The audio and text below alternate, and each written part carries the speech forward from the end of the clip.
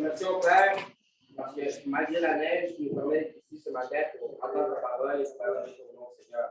Je te remercie, Seigneur, car tu nous as permis d'arriver ici sains et saufs malgré la neige qui est sur les routes. Nous demandons, Père, que tu accompagnes les frères qui sont encore en chemin, qu'eux aussi puissent arriver sains et saufs, pour qu'ils puissent adorer ton nom avec nous, parce que tu es de toute louange pour adoration, Seigneur. Je te demande, Seigneur, que tu accompagnes chaque frère qui va participer aujourd'hui, Seigneur.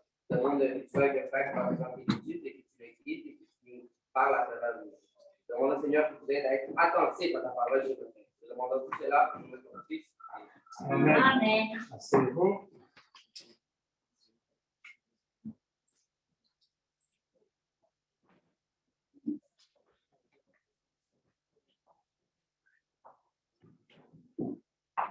Non.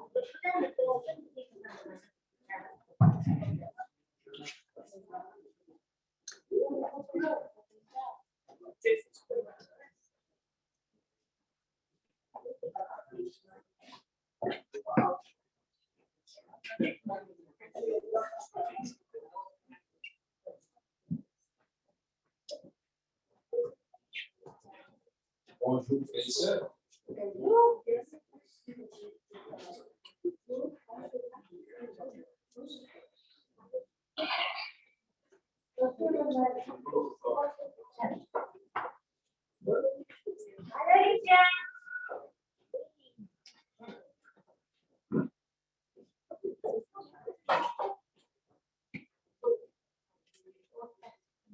On attend qu'on se concentre.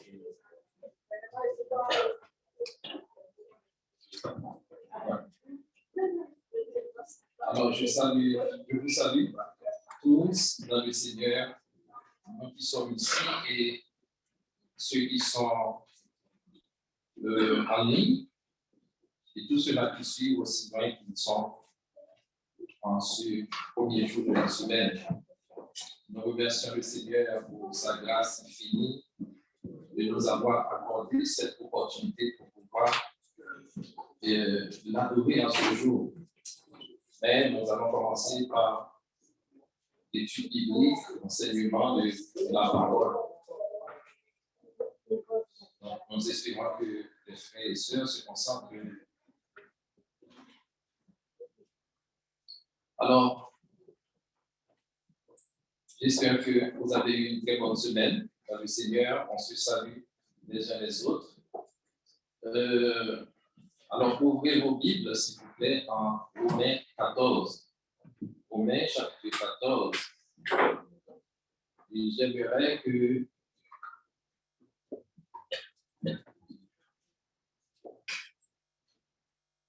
trois frères et sœurs fassent la lecture. Il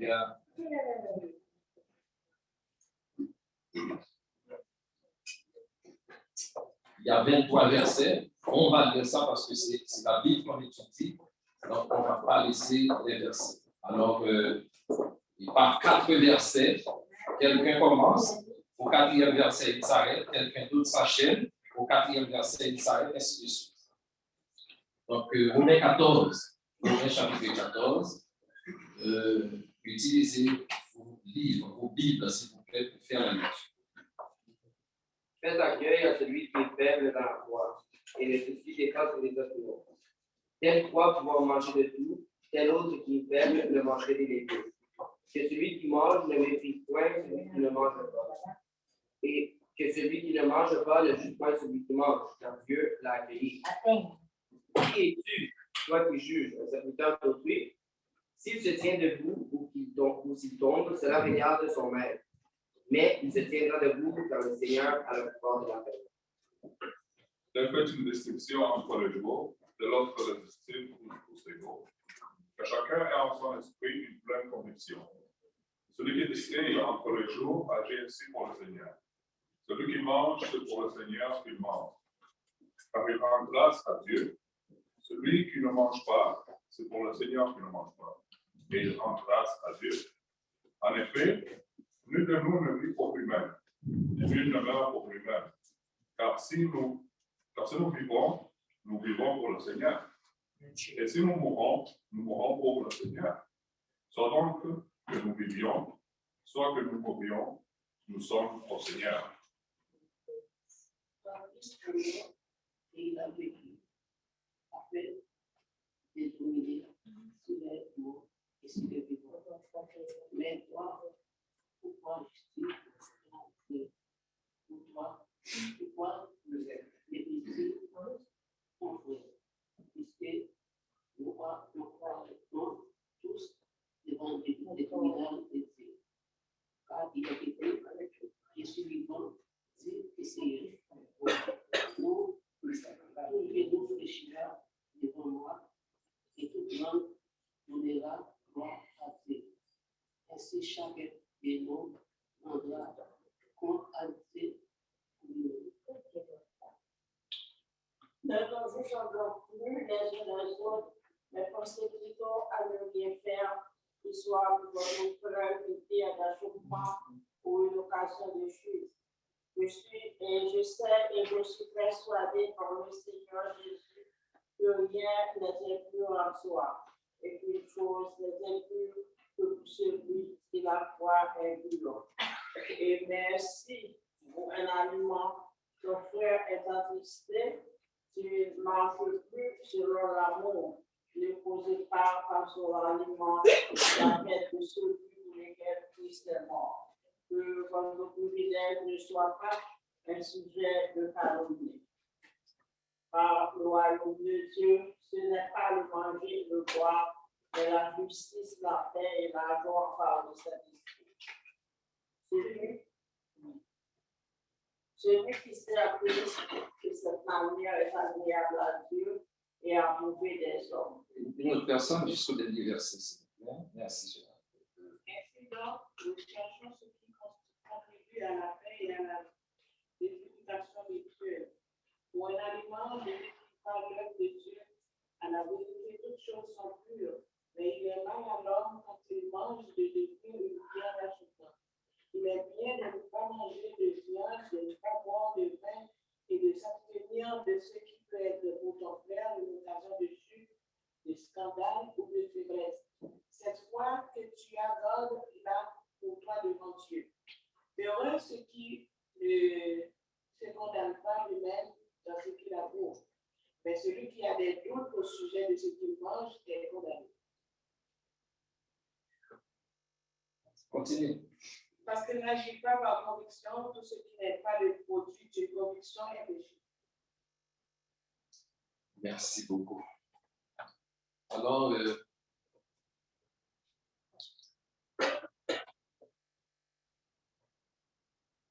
l'Église, le mot Église, son origine même, c'est sortir du monde, sortir d'eux, et pour passer à une autre étape, appeler hors d'eux, d'un endroit à un autre, d'une vie à une autre. Et maintenant, on forme l'Église. Tous ceux qui croient en Jésus-Christ croient en cette théorie biblique est vraie. La mort, l'ensevelissement, la résurrection, et la Bible ajoute une autre, c'est le retour. Certains disent 3, d'autres disent 4, mais tout compte fait, Jésus revient. Mais maintenant, on fait partie de l'Église. Chaque institution, chaque organisme a une philosophie. L'Église du Seigneur est assise sur la croyance par la foi. Et la Bible dit que cette foi est née à partir de ce qu'on entend. Et ce qu'on entend doit être original à la parole de Dieu. Une foi qui n'est pas assise sur la parole, c'est comme une maison qui a une mauvaise base. Et lorsque l'eau viendra ou la tempête viendra, c'est sûr que cette maison va s'effondrer. Mais l'Église est formée d'hommes et de femmes. L'Église n'est pas faite pour les anges.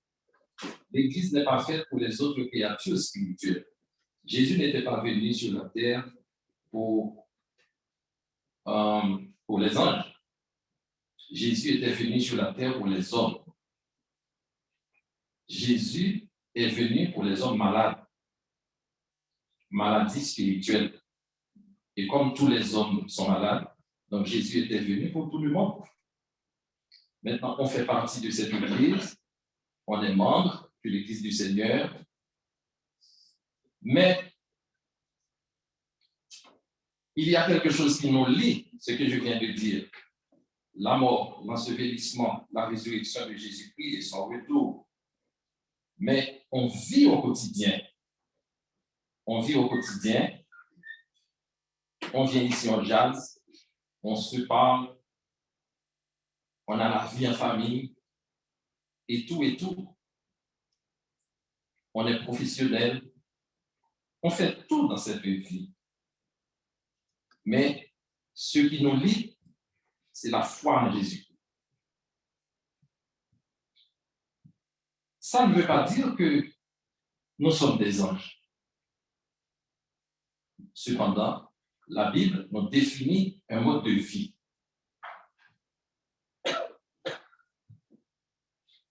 Dieu connaît nos faiblesses, il met le Saint-Esprit à notre disposition. C'est-à-dire que jamais, au grand jamais, avec sa propre force, quelqu'un ne peut plaire à Dieu. Parce que l'homme mortel, Dieu immortel, Dieu spirituel, l'homme physique commence à approcher de Dieu. Donc, il fallait quand même, et Dieu, le pourvoyeur de toutes choses, il a prévu que l'homme, dans sa faiblesse, aurait des difficultés à s'approcher de lui seulement. Et c'est pourquoi il a mis à notre disposition le Saint-Esprit. Donc, on a des efforts à faire. Mais cependant, le Saint-Esprit, c'est le maître qui nous aide à vivre la vie en Jésus-Christ telle que lui-même il le veut.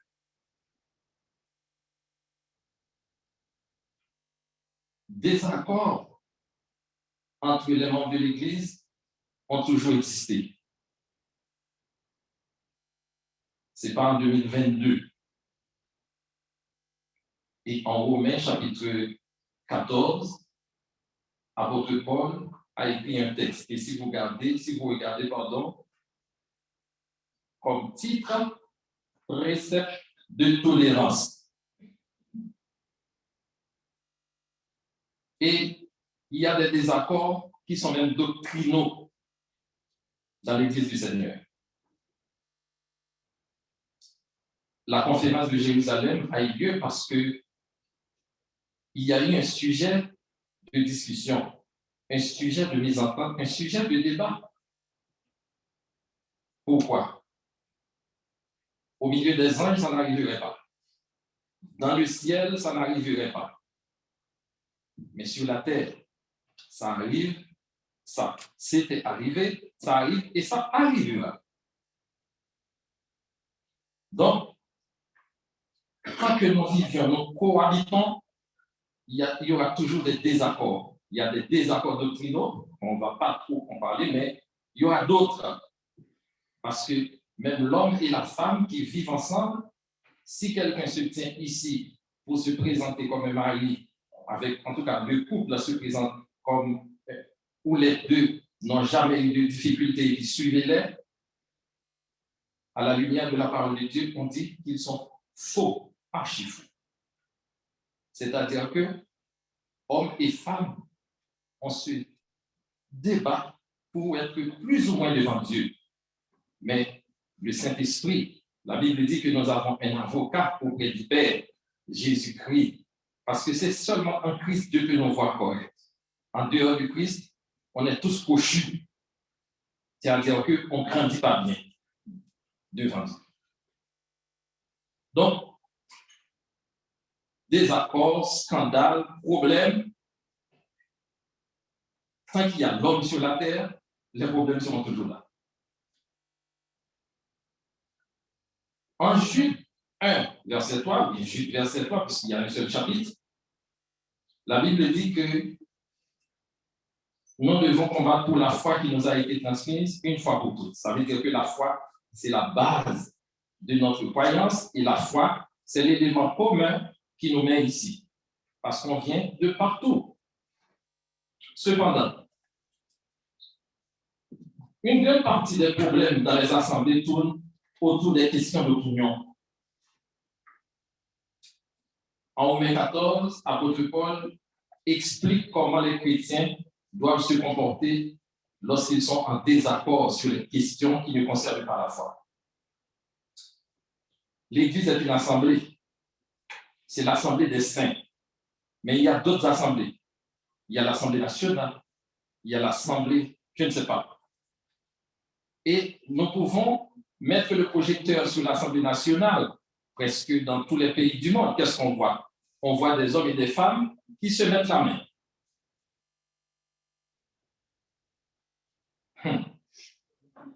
Moi, j'ai vu ça. Vous le voyez certainement à la télévision, où les élus du peuple, ensemble, dans une assemblée, n'arrivent pas à s'entendre sur des questions sociales, politiques et autres. Mais l'Église, ce n'est pas l'Assemblée nationale. L'Église, c'est l'Assemblée des sauvés. Là encore, les problèmes sont toujours là. Et comme les problèmes sont toujours là, comme je disais tantôt, le seul guide, c'est le Saint-Esprit. Mais on peut voir quelqu'un qui a quitté une assemblée pour une raison quelconque. Et parfois, quand vous cherchez la raison, ça n'a rien à voir avec la doctrine. Question d'opinion.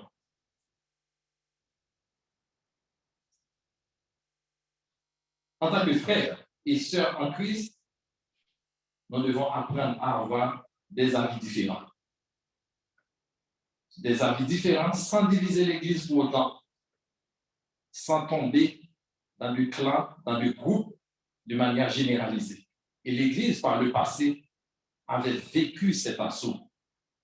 L'Église du Seigneur et apôtre Paul, dans ses lettres, on a pu voir une sorte de défilé de problèmes, mais des solutions qui nous sont proposées afin que lorsque l'Église, en 2022, 21e siècle, aurait des problèmes, on peut utiliser à la lumière de la parole de Dieu pour trouver quelques éléments de solution. Alors, apôtre Paul, veut préserver l'harmonie dans l'Église. Mais les principes donnés peuvent être utiles dans toute situation de discorde. Romains 14. Et les principes consistant à accepter les autres, à édifier les autres et à plaire aux autres sont bénéfiques pour chaque couple, chaque famille. Et j'ai vu déjà quelques assemblées, parce que je ne suis pas si jeune que ça, j'ai vu déjà à Port-au-Prince, et même quelque part, dans des assemblées où des frères et sœurs se mettent la main.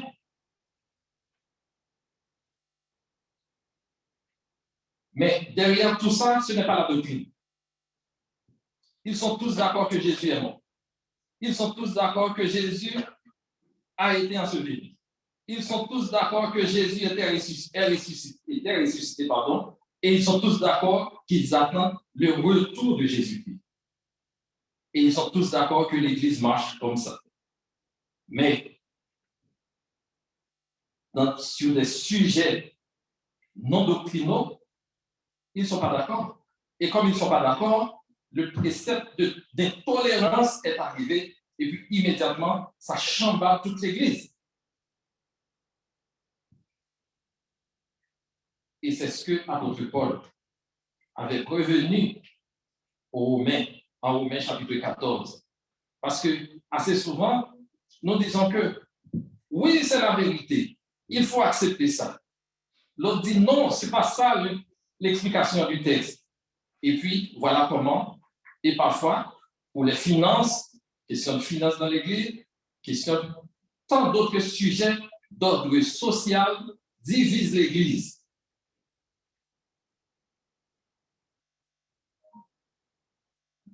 Alors, c'est des idées qui peuvent réduire la tension dans les entreprises, la tension dans les communautés, tension dans les familles et même d'autres politiques. Donc, on peut dire que faire valoir à tout prix sa propre volonté crée des problèmes entre parents et enfants, entre mari et femme et mari, entre frères et sœurs, parce que, et ça peut même conduire au divorce. Ça divise les nations, ça conduit à des émeutes et même à des guerres. Donc, avant de pouvoir appliquer Romains 14, il est nécessaire d'établir que le désaccord dont l'apôtre Paul traite ici en Romains chapitre 14 concerne les opinions. Ça n'a rien à voir avec la doctrine. Question d'opinion. Cependant, donc je crois qu'il est possible de tirer plusieurs situations parce que quand nous lisons la Bible ou nous étudions la Bible, l'essentiel c'est que nous devons tirer quelque chose qui peuvent être utiles à nous-mêmes et à ceux qui nous écoutent. Entre parenthèses, moi je ne suis pas un enseignant classique de la Bible. Mais je remercie Frère Frédéric parce qu'il m'a donné l'opportunité de partager quelque chose avec l'Église. Mais je ne suis pas un pic de la mirandole non plus. Je ne détiens pas l'exclusivité de l'explication de la Bible. Donc, on étudie, on apprend que ceux qui écoutent ou ceux qui enseignent, donc on apprend parce que c'est le Saint-Esprit qui est le maître, le professeur par excellence. Alors, Romains 14, la situation des frères qui veulent s'imposer aux autres sur des questions qu'ils pensent être bonnes. Mais chaque fois que nous avons des différends avec un frère, même quand il s'agit de désaccords doctrinaux, il faut trouver quelque chose, il faut s'entendre. Parce que l'Église ne peut pas vivre des situations à cause des opinions contraires. Donc, on peut avoir sans doute en trouver d'autres, parce que la réalité, je suis, ou bien je comprends telle chose, telle manière, parce qu'il y a un texte que je vais, c'est 1 Corinthiens chapitre 7, verset 10, s'il vous plaît. 1 Corinthiens chapitre 7, quelqu'un lit verset 10 et l'autre verset 12. 1 Corinthiens chapitre 7, verset 10 et verset 12. Quelqu'un qui le trouve? À ceux qui sont mariés, j'ordonne non pas moi, mais le Seigneur, et la femme ne se sépare point de son mari. Oui, verset 12. Aux autres, ce n'est pas le Seigneur, c'est moi qui dis, si vous faites à une femme non-croyante et qu'elle consente à habiter sa vie, il n'est là, il ne dit point. Bon. J'ai considéré ces deux versets de 1 Corinthiens chapitre 7, ce n'est pas pour parler de mariage, mais je veux souligner deux choses. Au verset 10, apôtre Paul a fait une approche, et puis qu'est-ce qu'il a dit? C'est le Seigneur. Verset 12, il a encore fait une considération, et il a ajouté, c'est moi qui dis. C'est moi qui dis. Donc, on peut comprendre que j'enseigne, j'ai des considérations qui peuvent être contraires avec ce que vous avez. Je prêche, vous pouvez avoir des considérations et des approches différentes de ce que j'ai, ou n'importe qui, quel frère ou sœur qui enseigne. Donc, c'est-à-dire que le précepte ou le principe de tolérance, c'est quelque chose que nous devons développer pour que l'Église ne subisse pas, l'Église du Seigneur l'Assemblée des sauvés qui ne subissent pas question d'opinion, ça divise. Et même la question doctrinale, c'est vraiment, il faut être patient. Alors, Paul veut préserver l'harmonie dans l'Église, mais les principes donnés peuvent être utiles dans toute situation de discorde. Et nous pouvons dire que les principes consistent à accepter les autres, à édifier les autres et à plaire à Dieu, mais aussi on enseigne ou on prêche pour édifier les autres, pas pour nous-mêmes. On reçoit le message parce que Dieu nous parle, on reçoit le message de Dieu, on comprend le message, on lit la Bible et Dieu nous inspire. Avec cette inspiration, nous enseignons la parole de Dieu. Donc, il faut que ça soit bénéfique pour chaque couple dans l'Église, pour chaque famille, pour chaque jeune. Donc, des idées peuvent réduire la tension un peu partout dans ce monde. Avant de pouvoir appliquer, comme je dis tantôt, Romains 14, il faut comprendre bien est-ce qu'il s'agit ici de questions doctrinales ou questions d'opinion. Premièrement, étudions la parole de Dieu en profondeur et prions avec ferveur pour que Dieu nous aide à comprendre sa volonté à la matière. Et nous devons être personnellement convaincus. C'est ce que Paul a dit ici en Romains 14, verset 5. De nous efforcer, d'être constants dans nos croyances, dans notre enseignement et dans nos actions, verset 23. Et si quelqu'un n'est pas d'accord avec une conclusion, nous choisissons de marcher selon l'amour. En ce qui le concerne, verset 15. Ah, et après tout, il est celui pour lequel Christ est mort. Donc, peu importe sa compréhension d'un texte biblique, peu importe son approche d'un texte biblique, Christ est aussi mort pour lui. Donc, c'est un frère, c'est une sœur dans l'assemblée des saints. Donc, si nous aimons nos frères et sœurs en Jésus-Christ, nous devons les aimer réellement et prouver ça avec beaucoup de respect quand nous prêchons, quand nous enseignons, quand nous faisons tout dans l'assemblée. Et le texte de Romains 14 parle de ce que quelqu'un veut préserver ou forcer ou exiger l'Église par rapport à la croyance, des choses qui n'ont rien à voir avec la foi. Et l'explication, c'est que même pour des questions de foi ou sur des sujets doctrinaux, la patience est toujours de mise. Donc, nous entamons la discussion en croyant que les autres sont aussi honnêtes, parce que nous n'allons pas dire que donner à quelqu'un le bénéfice du doute, parce que nous sommes l'Église n'est pas dans ce domaine, mais nous ferons de notre mieux pour comprendre quelle est donc la perspective des autres et serons prêts à reconnaître les points forts de leur position.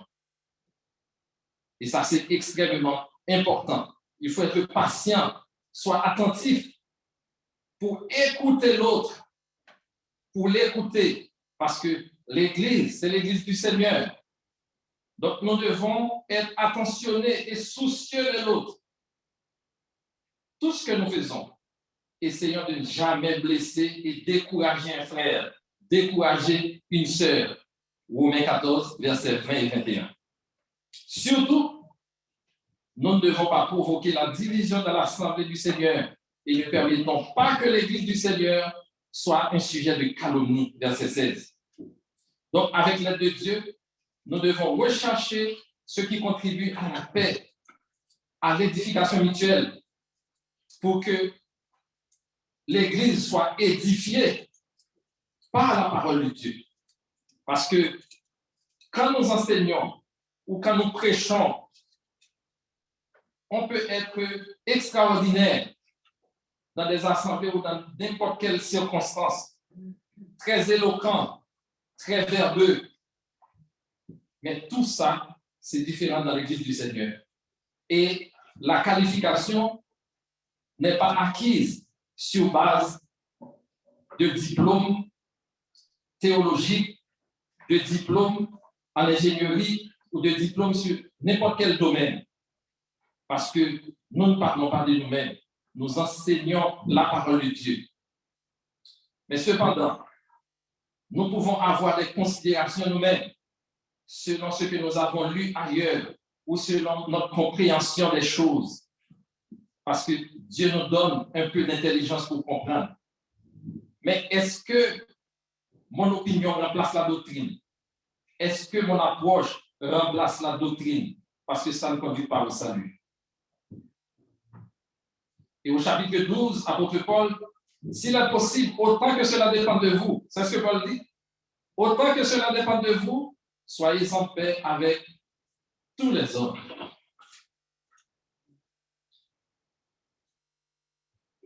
En paix avec tous les hommes. Quelqu'un peut dire, mais Jésus a dit qu'il n'était pas venu dans ce monde pour apporter la paix. Oui. Donc souvent, nous pouvons utiliser des textes bibliques en appelant ce que Jésus a dit et puis pour prouver ce qu'on fait ou ce qu'on dit. Mais toujours est-il, on apprend que tout esprit en dehors de son contexte n'est que prétexte et son. Donc quand on enseigne la Bible, on fait des considérations, on lit la parole de Dieu, Dieu nous inspire, on explique autant que l'on peut. Je n'ai pas la prétention d'avoir toutes les réponses à toutes les questions pendant mes 45 minutes d'enseignement. Donc, ceci dit, j'apprends pendant que j'enseigne. Et si la Bible a la réponse à toutes les questions, mais moi, je ne l'ai pas. Vous pouvez dire, mais vous lisez la Bible, comment vous pouvez trouver les réponses aux questions? Écoutez, la Bible souligne en grande lettre que Salomon était l'homme le plus sage. Et sagesse ici, ce n'est pas la politesse. Sagesse n'est pas synonyme de politesse. Ou n'est pas toujours. C'est le savoir, la connaissance, la compréhension des choses, l'explication que l'on peut donner pour édifier les autres. Et autant de fois que on doit le faire, il faut le faire si on enseigne Christ, si on prêche la parole qui sauve. Parce que, en bout de ligne, qu'est-ce qu'on cherche? On cherche à aider un frère, une sœur dans sa faiblesse spirituelle, dans l'incompréhension de quelque chose.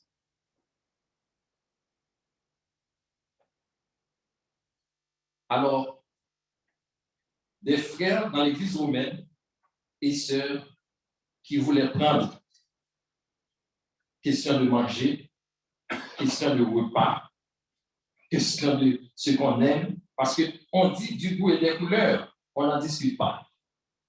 Et du goût et des couleurs, on n'en discute pas, voudrait dire que je mange les légumes, vous mangez de la viande, ça n'engage que moi et ça n'engage pas votre foi. Vous pouvez ne pas être d'accord. Moi, j'enseigne toujours aux enfants à être tolérants, même si vous êtes différents. Même si vous n'êtes pas d'accord avec quelqu'un, mais vous acceptez son opinion et n'allez pas vous battre avec lui. Et c'est ce que la Bible nous enseigne. Donc, nous voulons puiser dans cette source intarissable, la Bible, en Romains chapitre 14, des frères qui font des approches qui n'ont rien à voir avec la doctrine et pour enseigner et qu'ils sont intolérants.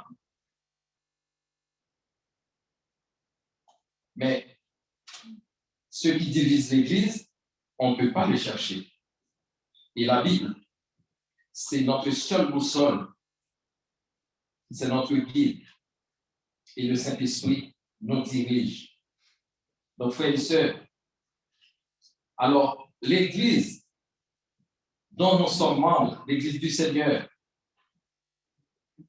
nous avons la croyance que Jésus revient et on sera avec lui dans le ciel. Mais ce que vous aimez porter, ce que vous aimez manger, ce que vous aimez boire, ne va pas nous rendre différents. La façon dont vous êtes venu ici, ou la façon dont je parle, ou mon approche. Donc, c'est des choses, je ne vais pas dire farfelues, mais ça ne lie pas notre foi. Cependant, ce qu'on enseigne doit être la vérité et la pure vérité, la vérité de la parole de Dieu. Même si quelqu'un ne serait pas convaincu de ce qu'on enseigne en tant que la vérité, on ne peut pas se battre avec lui. Parce que Jésus n'a jamais fait ça.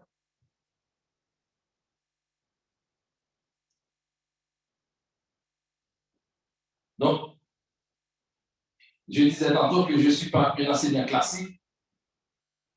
Je n'enseigne pas. Donc, j'essaie de comprendre et j'aimerais bien, je préférerais d'être à la place des étudiants ou de ceux qui écoutent que ceux qui enseignent. Parce que la Bible dit que ceux qui enseignent surveillent à son enseignement. Donc, il y a une mise en garde. Ce qu'on dit, ce qu'on enseigne aux autres, on peut les emmener soit à Christ ou à l'autre. Donc, c'est pourquoi que tout ce qu'on dit doit être inspiré, excusez-moi, tout ce qu'on dit doit être tiré de cette source qui soit la Bible, pour qu'on comprenne et que s'il faut reprendre et reprendre et reprendre, afin que l'autre puisse être édifié, que l'on fasse pour l'amour du Seigneur. Parce que Dieu nous aime et il est patient.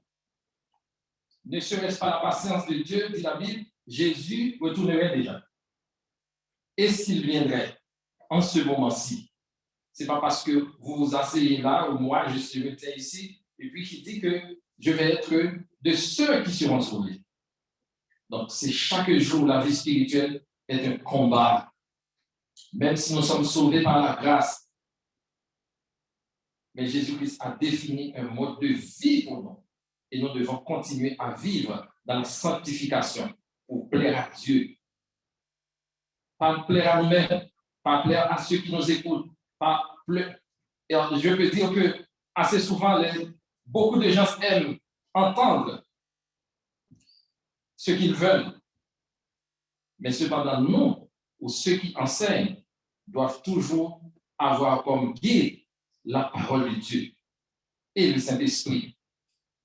Donc, je vais vous laisser le temps pour parler, pour poser des questions si vous en avez, et faire des approches si vous voulez. Il est 40. On a 10 minutes pour ça parce que je dois arrêter exactement à 50. Donc, je vous laisse la parole, frères et sœurs, si vous avez une approche par rapport au Romains 14. C'est un petit commentaire que je voudrais faire parce que je trouve que le frère Boris a touché vraiment un point essentiel en cette période de fête. Alors, souvent, lorsqu'on va dans de cérémonies de mariage, on remarque quelque chose qui est un peu agaçant. Des frères, des sœurs qui enseignent la parole avec des bouteilles de vin sur la table, 18, 20%. C'est pour ça que je voudrais attirer un peu l'attention sur ce texte de Romains 14, où il est question des opinions, mais à l'intérieur, il y a la doctrine. Alors, je prends 2 versets. C'est le verset 13 et le verset 14. Je vais les lire. Ne nous jugeons donc plus les uns les autres, mais pensez plutôt à ne rien faire qui soit pour votre frère une pierre d'achoppement ou une occasion de chute. Ici, c'est un commandement. Donc, ce n'est pas une question d'opinion. Je vais le faire ou je ne peux pas le faire. Maintenant, regardez la suite. Je sais et je suis persuadé par le Seigneur Jésus que rien n'est impur en soi et qu'une chose n'est impure que pour celui qui la croit impure. Donc, on revient encore sur l'opinion de chacun. Mais regardez le verset 15, qui est la doctrine et qu'il faut ne pas mettre dans les comptes des opinions. Mais si pour un aliment, ton frère est attristé, tu ne marches plus selon l'amour. Ne cause pas par ton aliment la perte de celui pour lequel Christ est mort. Donc, dans Romains 14, c'est une question des opinions, mais il y a la doctrine. Un buveur de vin peut se dire au nom de la liberté, il faut qu'on me supporte. Je veux, ça ne concerne personne et personne n'a le droit de me juger. Mais la doctrine nous pousse ici de regarder l'intérêt du frère, de la sœur ou de la personne non chrétienne, mais qui est faible, et de ne pas considérer notre privilège parce qu'on a bien compris et on veut faire ce qu'on veut, même avec arrogance. Parce qu'une bonne bouteille de vin, 15% sur la table, dans une cérémonie de mariage, et que tu es un prédicateur, même occasionnel, c'est vraiment montrer qu'on a le dos assez dur. Donc, c'est un peu le commentaire. Merci beaucoup, Frère Frédéric. Dans tous les textes que l'apôtre Paul a écrits à l'Église, toutes les lettres, il y a la problématique, il y a les recommandations. Et ce que je voulais faire dans cette étude, c'est un problème, le problème, sa nature. Oui, ce que Frère Frédéric a dit, c'est exactement dans le texte, mais ce que je voulais mettre, alors, en conclusion, j'arriverai, mais sur ce que je voulais mettre le projecteur, c'est un problème qui est arrivé. Et la base du problème n'a rien à voir avec la doctrine. Et apôtre Paul, comme il fait dans tous les chapitres des deux épîtres aux Corinthiens, le problème est posé et puis il y a des recommandations qui sont faites à l'Église. Et c'est exactement l'apôtre Paul a utilisé ce problème qui est arrivé, des frères qui veulent s'imposer ou qui viennent avec des choses qui n'ont rien à voir avec la doctrine, et l'apôtre Paul va utiliser ça pour faire des recommandations du Seigneur. Recommandations que nous devons, et comme le frère a lu, donc c'est exactement, parce que nos comportements peuvent permettre que des frères et sœurs qui sont plus faibles dans la foi arrivent à un point où ils se sont déconnectés de la parole de Dieu. Et l'apôtre Paul dit toujours qu'il ne faut pas utiliser la liberté que l'on a dans la foi pour détourner d'autres frères.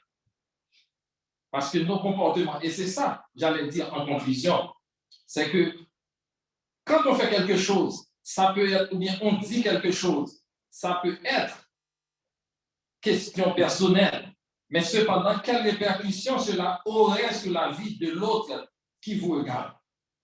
Et ça, c'est extrêmement, extrêmement important. Mais comme nous accentuons sur l'enseignement, ce qu'on dit, ce qu'on fait, et sur cette problématique, en ce qui a trait question de manger, question de boire, donc le texte n'a pas été tout épuisé. Et d'ailleurs, on n'aurait pas le temps.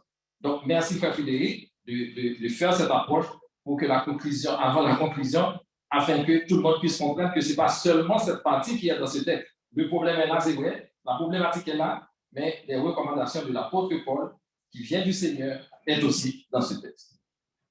Quelqu'un d'autre, il nous reste des 3 minutes. Oui. Vous avez dit tout à l'heure que si quelqu'un n'enseigne pas la vérité, on ne peut pas se débattre avec lui. Pardon? Vous avez dit si quelqu'un n'enseigne pas la vérité, on ne peut pas se débattre avec lui. Moi, j'ai dit ça. C'est ça que j'ai entendu. Si quelqu'un n'enseigne pas la vérité, on ne peut pas se débattre avec lui. Je l'ai entendu.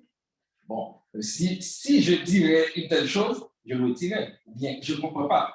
Comment quelqu'un vient ici avec sa Bible en main, il enseigne des choses qui n'ont rien à voir avec la vérité. Et puis on dit, on l'accepte. Au contraire, je serais le premier frère qui dirait à ce frère ou à cette sœur qui enseigne, vous n'êtes pas dans la vérité. Et ça, c'est sûr, frère Révolus le dirait, il le dirait. Donc, en aucun cas, même si on parle de principe de tolérance ou d'intolérance, donc l'enseignement de Christ ne peut pas être mélangé. C'est 100% la parole. Bien entendu, quand on prêche, je ne vais pas vous faire croire que les 45 minutes que j'ai passées ici, il n'y a pas des choses que vous n'êtes pas d'accord avec. Non, il y a des choses pour lesquelles vous pouvez ne pas être d'accord avec. Et je dois l'accepter. Vous émettez votre opinion ou bien sur un texte selon vous-même. Et je ne dois pas me battre contre vous pour ça. Parce que j'ai dit que l'Église, l'Assemblée des saints, ce n'est pas l'Assemblée nationale. Et même si cela arriverait, donc des frères ne peuvent pas être à gueule rapprochée ou des sœurs. Parce que là, nous sommes l'exemple du monde. La tolérance, l'acceptation de l'autre, d'un frère ou d'une sœur, malgré sa faiblesse, ça commence par nous.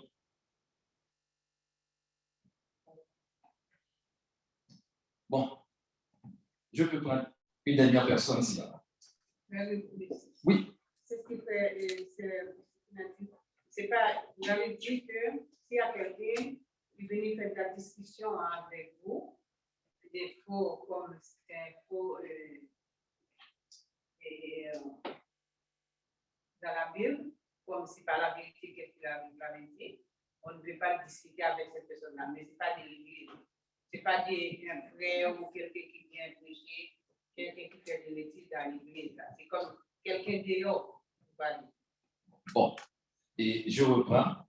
Si toutefois je dirais. Non. Oui. Mais si toutefois je dirais une telle chose, ou bien je faisais une telle approche, et ce serait malheureux parce que, et connaissant moi-même, enseigner quelque chose et qui accepter quelqu'un dans ses dires, dans ses mots, dans, je ne sais pas, malgré son éloquence, en dehors de la vérité, non. Bon, si ce serait le cas. Mais ce n'est pas dans l'Église, là, que vous avez parlé. C'est comme c'est dehors, quelqu'un dehors qui est en train de discuter, de faire une discussion avec vous, avec quelqu'un, que c'est un faux qu'il est en train de discuter, c'est de dire de ne pas continuer avec vous. Mais pas dans l'Église, c'est pas dans l'Église. Ouais. Bon, je comprends. OK. Bon, et peut-être que je vous conseille, et comme Frère Frédéric, de manière générale, il publie l'enregistrement, donc entendre, réentendre, pour que tout ce qui est, je dirais, doit être mis de côté, on le fait. Et ceci, on le fait pour qui que ce soit, parce que nous devons être chrétiens vigilants avec la parole de Dieu. C'est-à-dire que nous marchons vers la sanctification, nous marchons dans la foi et que le Seigneur nous illumine les yeux spirituels, l'esprit pour que nous comprenions sa parole, afin que nous ne mélangeons pas la vérité du mensonge, même pour un petit pourcentage. Donc la vérité, c'est la vérité, mais comme je vous ai dit, je parle, Frère Frédéric parle, ou bien d'autres frères enseignent. Vous, votre responsabilité, c'est de demander à Dieu de vous guider. Et nous avons vu, comme je l'ai lu, dans 1 Corinthiens chapitre 7, où apôtre Paul avait fait une approche sur la question de mariage. D'un côté, au verset 10, il a dit que selon le Seigneur, et au verset 12, il a dit, toutefois, ce n'est pas le Seigneur, ça c'est moi. Donc, c'est-à-dire que des considérations, apôtre Paul avait fait ça. Ne me posez pas la question, peut-être sur est-ce que ça fait partie du commandement de Dieu ou non. Une autre fois, Frère Frédéric, vous donnez la réponse. Oui. Dieu notre Père qui est dans les cieux, nous te remercions pour ta grâce, pour ton amour, toi qui ne cesses de nous bénir. Merci pour ta patience envers nous, parce que ne serait-ce pas cette patience, Seigneur, tu ne nous accepterais pas, on ne serait pas encore dans cette vie. Mais tu l'as fait pour que nous puissions comprendre, apprendre et rester dans la foi. Merci de nous avoir accordé la grâce comme boussole et qui nous conduit, Seigneur, vers toi. Parce que c'est en Jésus-Christ que tu nous vois correct. C'est en Christ que tu nous prends et tu nous vois droit. Mais en dehors de lui, Seigneur, tout n'est que mauvais. Garde nos cœurs. Bénis ce service, bénis tous nos frères et sœurs qui sont là. Nous te demandons tout cela dans le nom de Jésus. Amen. Amen. Buongiorno. Buonasera.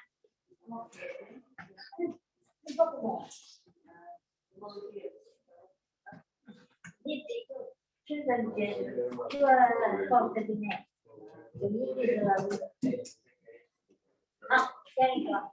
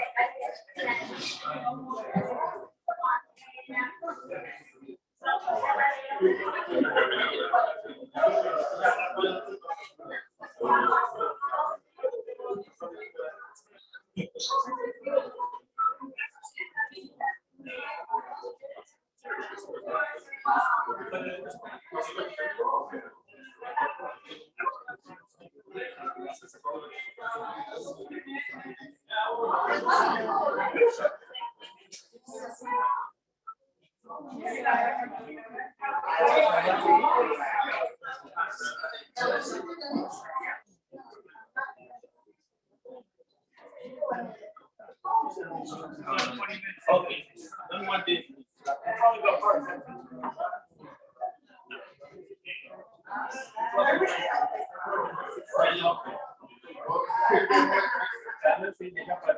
Oui, je pense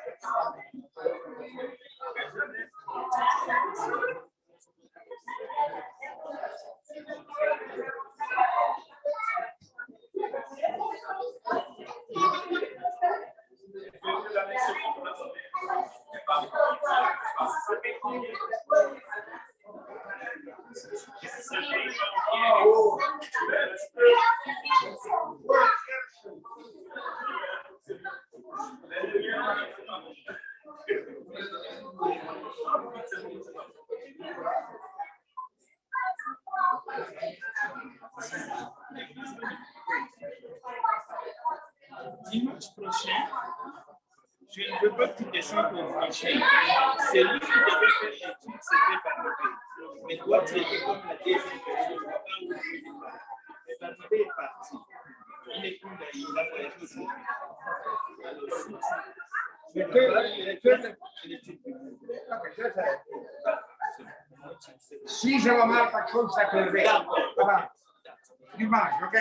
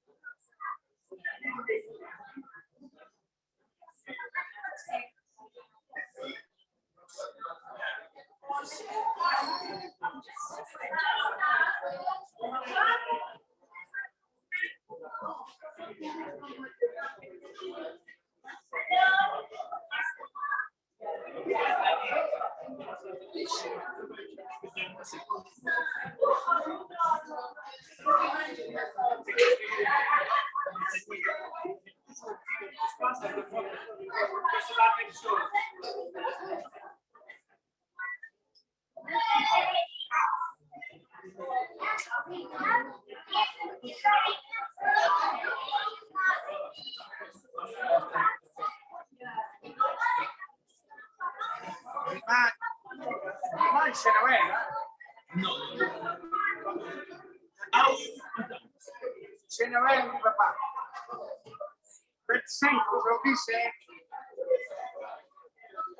18. Aujourd'hui, c'est le 18. Oui, dimanche, c'est le 25. C'est dimanche. Ouais, tu peux pas. Tu peux pas. Parce que du coup, il est pris tardement pour la noce. C'est incroyable. Beaucoup de problèmes.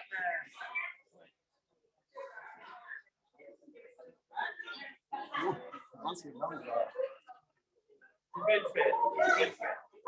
C'est pas vrai, c'est pas vrai. Tu peux commencer. D'accord. Utiliser ça. «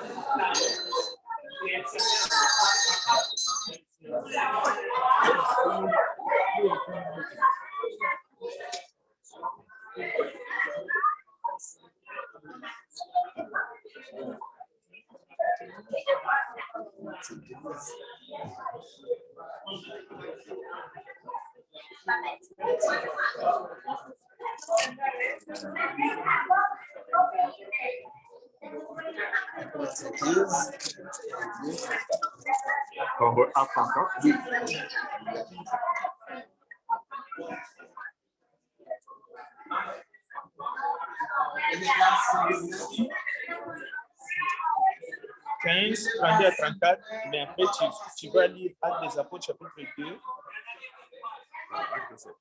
Acte 2, 42 à 47. Oui, tu vois la main comme ça. On en va dans Acte 2. Et